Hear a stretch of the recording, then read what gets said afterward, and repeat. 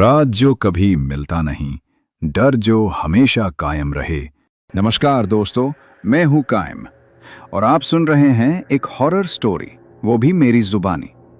तो दोस्तों, अगर आपने इस कहानी का पहले वाले भाग नहीं सुना है तो मैं आपसे निवेदन करूंगा कि पहले उसे जरूर सुनें। उसके बिना इस कहानी के हिस्से की गहराई और डर आप महसूस नहीं कर पाएंगे।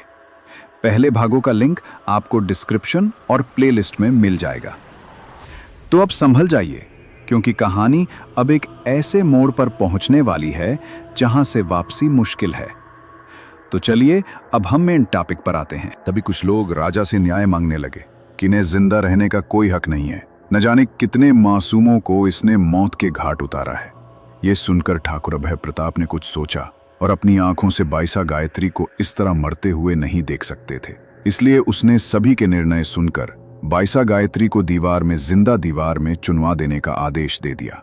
ये न्याय सुनकर हर कोई राजा की तारीफ कर रहा था कि राणा ने अपने प्रेम के वशीभूत न होकर प्रजा के सामने बिल्कुल निष्पक्ष फैसला किया। हमेशा की तरह इस बार भी निष्पक्ष फैसला किया है। अपने प्रेम को, फैसले को ऊपर वशीभूत नहीं होने दिया। वहीं कुछ लोग हैरान थे कि अपने प्राणों से ज्यादा वह बाईसा गायत्री से प्रेम करते थे, तो ऐसे कैसे राणा साहब ने उसे इतना बेरहम फैसला सुना दिया, इतनी कठोर सजा उसे दे दी। वहीं ठाकुर अभय प्रताप के मुंह से अपने लिए सजा सुनकर बाईसा गायत्री की आंखों में आंसू बह रहे थे। वो कुछ समझ नहीं पा रही थी कि क्या करें। तभी ठाकुर अभय प्रताप गुस्से में उसकी तरफ देखते हुए बोले, तुम्हें अपनी सफाई में कुछ कहना है क्या? यह सुनकर बाईसा गायत्री ने हाथ जोड़कर कहा, कुछ नहीं कहना, क्योंकि अब शायद कहने के लिए कुछ बचा ही नहीं है। जब आपको ही मुझ पर विश्वास नहीं रहा तो मेरे कहने या ना कहने का कोई फायदा नहीं है, और अब तो आपने फैसला भी सुना दिया है। लेकिन मुझे खुशी है कि आप इस राज्य के एक योग्य राणा साहब हैं। लेकिन दुख भी इस बात का है कि बिना पूरी सच्चाई जाने आपने मुझे फैसला सुना दिया।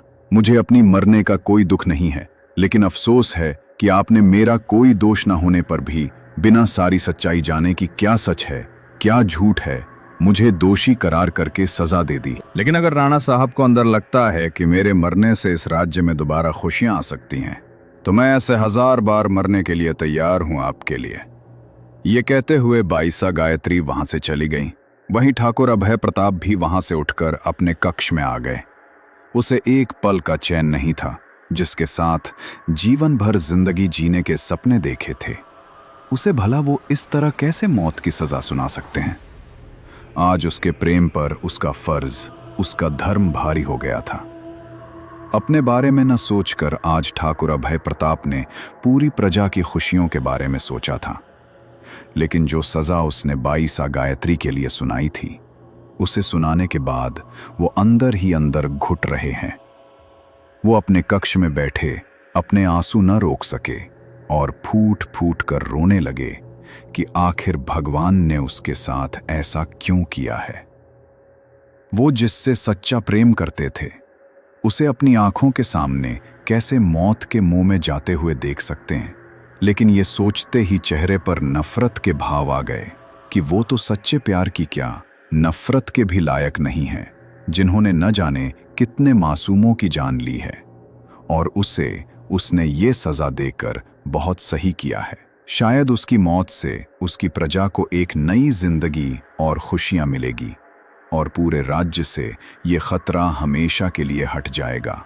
और वैसे भी अपनी प्रजा की सुरक्षा और उसकी खुशियों को ध्यान में रखते हुए बिना अपने स्वार्थ के बारे में सोचे निष्पक्ष फैसला करना एक शासक का धर्म होता है। और उसने अपना धर्म निभाया है, न कि कुछ गलत किया है। उसने जो कुछ किया है वो अपनी प्रजा के हित के लिए किया है। ये सोचते हुए ठाकुर अभय प्रताप ने अपने आंसू पोंछ लिए। बाईसा गायत्री को दीवार में जिंदा चुनवाने की सजा का जब अभय प्रताप सिंह की मां को पता चला, तो वो हैरान और परेशान रह गई। वो कभी सोच भी नहीं सकती थी कि ठाकुर अभय प्रताप बाईसा गायत्री को इतनी कड़ी सजा भी दे सकते हैं। उसे अपने कानों पर विश्वास नहीं हो रहा था। फिर वो दौड़ते हुए अभय प्रताप सिंह से मिलने उसके पास आई। अपनी मां को अपने कक्ष में आए देखकर ठाकुर अभय प्रताप ने खड़े होकर उसे प्रणाम किया। तब उसकी माँ बोली, ये मैं क्या सुन रही हूँ बेटा? तुमने बिना कोई सच्चाई जाने छानबीन किए ऐसे कैसे बाईसा गाय में साजा है? बेटा, तुमसे बहुत भूल हुई है। मेरा हृदय इस बात की बिल्कुल भी गवाही नहीं देता कि बाईसा गायत्री दोषी है। मैं बचपन से जानती हूँ उसे, एक बेटी की तरह रखा है मैंने उसे। वो कभी ऐसा नहीं कर सकती। अरे कीड़े मकोड़ों को मारने से भी वो डरती है। दूसरों के प्रति दया, प्यार, समर्पण, ये तो उसकी रग रग में कूट कूट कर भरा हुआ है। अपने प्राणों से ज्यादा वो तुम्हें चाहती है। वो कभी ऐसा नहीं कर सकती। तुमसे भूल हुई है बेटा। ये सुनकर ठाकुर अभय प्रताप बोले, मासा, मैंने जो कुछ किया है वो काफी सोच समझ कर किया है और मैंने खुद अपनी आंखों से सच्चाई देखी है। तो फिर ऐसे में और छानबीन करने की तो कोई जरूरत ही नहीं पड़ी। और मासा, पहले आपकी तरह मैं भी यही सोचता था। मुझे भी खुद से ज्यादा उस पर विश्वास था, लेकिन मैंने खुद उसकी असलियत अपनी आंखों से देखी है। मासा, आप नहीं जानती, उसके उस भोले वाले चेहरे के पीछे एक शैतानी चेहरा छुपा हुआ है। आज भी उस गुफा में उस शैतान की मूर्ति के सामने देखा। उसका चेहरा इतना भयानक था। वो जब मेरी आंखों के सामने आता है ना, तो मुझे अपने आप से ही घिन आने लगती है कि मैंने उससे कभी प्रेम किया था। ये सुनकर ठाकुर अभय प्रताप की मां बोली, बेटा, प्रेम तो तुम अब भी उससे करते हो। बस यहां के राणा साहब होने के खातिर, अपने प्रजा के प्रति अपना धर्म निभाने के खातिर तुम आज उससे प्रेम करने से मना कर रहे हो। लेकिन सच तो यही है कि आज भी तुम मुझसे बहुत प्रेम करते हो।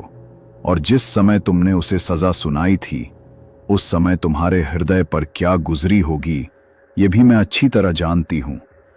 उसे तकलीफ में देखकर तुम भी चैन से नहीं रह पाते। उससे ज्यादा तकलीफ तो तुम्हें होती है जब उस पर कोई आंच आती है। बचपन में खेल खेल में जब उसे चोट लग जाती थी तो उससे ज्यादा तो तुम रोते थे, और जब तक उसकी चोट सही नहीं हो जाती तब तक तुम्हें चैन नहीं मिलता। तो फिर ऐसी सजा सुनाकर क्या तुम्हें कभी चैन मिल पाएगा बेटा? ये सुनकर ठाकुर अभय प्रताप बोले, मां, मेरे लिए मेरे राज्य की प्रजा की खुशियां ज्यादा जरूरी हैं। उनसे बढ़कर मेरे लिए कुछ नहीं है। मेरा धर्म, मेरा कर्तव्य मेरे लिए सब कुछ है। मैं सच का साथ देना चाहता हूं और इस तरह पाप के रास्ते पर चलकर अपनी प्रेम हो पाना नहीं चाहता, क्योंकि मैंने जिससे प्रेम किया था वो इस लायक है ही नहीं। मैं जानता हूं कि उसे तकलीफ में देखकर मुझे तकलीफ होती है, लेकिन अगर वो जिंदा रहती और लोगों को इसी तरह नुकसान पहुंचाती रहती तो उससे भी ज्यादा तकलीफ होती है मुझे। ये सुनकर तब उसकी मां कुछ बोलती उससे पहले ही ठाकुर अभय प्रताप ने ये कहते हुए कि मासा, मैं अब इस बारे में किसी भी तरह की कोई बातें करना नहीं चाहता। भगवान के लिए मुझे अकेला छोड़ दीजिए। मैं हाथ जोड़कर अपनी मासा की तरफ देखते हुए बोला। ठाकुर अभय प्रताप सिंह ने गुस्से में इस बारे में कोई भी बात करने से साफ इनकार कर दिया था। रानी मां ने बाईसा गायत्री की बात सुनकर कहा, हाँ बेटी, मैंने भी कुंवर साहब को समझाने की बहुत कोशिश की, लेकिन उसने बात नहीं मानी। मुझे पता है कुंवर साहब कभी ऐसा नहीं कर सकते। वो तो कभी तुम पर आंच भी नहीं आने दे सकते, लेकिन उसे जरूर कोई ना कोई भूल हुई है। जो कुछ उसने देखा, मैं जरूर उनकी आंखों का धोखा था और वो उसी धोखे को सच मान बैठे हैं। लेकिन मुझे तुम पर पूरा भरोसा है पुत्री। अगर भगवान भी मुझसे आकर कहे कि तुम दोषी हो तो भी मैं नहीं मानूंगी, और इसलिए मैं नहीं चाहती कि कुंवर साहब के इस आदेश का पालन हो और तुम्हारे साथ अन्याय हो। बाईसा गायत्री ने जवाब दिया, मैं जानती हूं रानी मां कि राणा साहब मुझसे बहुत प्रेम करते थे, लेकिन ऐसे प्रेम का क्या फायदा रानी मां जिसमें भरोसा ही ना हो। लेकिन मुझे खुशी है कि राणा साहब ने अपने प्रेम से ज्यादा अपने प्रजा के प्रति राज धर्म को समझा, और राणा साहब एक योग्य शासक है। वो निष्पक्ष न्याय करते हैं। आज उन्होंने ये साबित कर दिया, इस बात की मुझे खुशी है। रानी मां ने कहा, कैसा निष्पक्ष न्याय पुत्री? तुम्हारे साथ तो अन्याय हुआ है, लेकिन मैं इस अन्याय को और होने देना नहीं चाहती। बाईसा गायत्री ने जवाब दिया, रानी मां, अगर आपने मुझे सच में अपनी पुत्री समझा है तो मेरी आपसे विनती है कि राणा साह के द्वारा दिए गए आदेश की पालना होने दो। रानी माँ ने कहा, नहीं पुत्री, अपनी आंखों के सामने इस तरह अनर्थ होते हुए नहीं देख सकती। मैं इस तरह किसी भी निर्दोष की जान जाते हुए नहीं देख सकती। यही इस राज्य का धर्म है और मुझे तुम पर पूरा विश्वास है। मैं एक ना एक दिन ये साबित कर दूंगी कि तुम निर्दोष। जब वो तहखाने में आए तो उन्होंने देखा कि बाईसा गायत्री को उसकी गर्दन तक दीवार में चुनवाया जा चुका था। ये देखकर ठाकुर अभय प्रताप की आंखों में आंसू आने ही वाले थे, लेकिन सबको दिखाने के लिए वो मजबूत बने रहे। उसने इस वजह से कि बाईसा गायत्री को देखकर वो अपने आंसू ना रोक पाए, इसलिए ठीक तरह से उसकी तरफ नहीं देखा। वहीं बाईसा गायत्री ने जैसे ही ठाकुर अभय प्रताप को देखा और उसके चेहरे पर अपने प्रति नफरत देखी तो उसकी आंखों से आंसू छलक आए। फिर उसने अपनी आंखें बंद कर ली और कुछ ही देर में उसे दीवार में चुनवा दिया गया। जब ठाकुर अभय प्रताप ने बड़ी मुश्किल से उधर देखा तब तक पूरी दीवार चुन गई थी। ये देखकर उस पर रुका न गया और वो वापस जल्दी जल्दी अपने कक्ष में आ गए।